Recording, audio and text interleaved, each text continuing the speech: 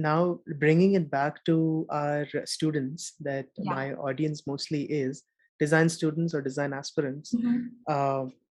Now, going through these questions or question papers or situations that NID or all the other design colleges that they put them in, there is a constant day in and day out when these guys are preparing for these entrance exams. There's a constant pressure of a lot of things. First, because they don't have a clearly defined syllabus for this. So the NID only says that we're going to test your knowledge, we're going to test your skills, we're going to test your behavioral abilities. Now, behavioral abilities is a lot of things, right? Right. Lot of things. So in this case, when you're constantly thinking about and designing solutions and preparing for these exams, there's a lot of pressure, and even to be creative every day, thinking of creative solutions every day, it is exhausting and it is draining. Correct. So how do you deal with that? Right. Okay. Just collecting my thoughts here. Okay. So I think the first thing we need to probably switch in our heads is that it's not about being creative every day.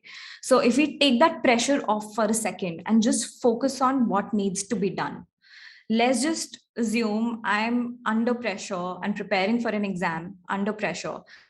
It's not helping me to think that, oh God, how do I be so creative? I'm just trying too hard to be creative. That's not helping.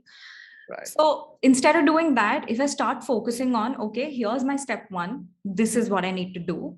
Once I finish this, I will move to the step two and then step three and so on and so forth.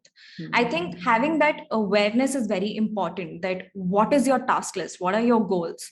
And if you break those goals down to the simplest of the granular level, right, and then you kind of strive for that goal, you run after that goal, then it makes a lot more sense, and it makes that pressure a little less daunting, a little less overwhelming, because then it doesn't look like, oh my God, I have to prepare for the exam. It's more about achieving that one tiny goal that's in front of you, and once you do that, you'll move on to the next. This is amazing, and as simple as it sounds, it's not easy to do it. Of course, it comes with it absolutely is not simple to do. It comes with a lot of practice. There are going to be days where you win, and there are going to be days when you're terribly losing and crying. So that happens. But I think if we just reduce things to their basic level and not complicate it in our heads, because I feel as creatives, odds are always stacked up against you. Where there is a lot of external pressure that's coming your way simply because people don't understand what you're doing, and then there is a lot of internal pressure where there's a lot of self-doubt, there's a lot of comparison, there's a lot of fear of so many things bundled up.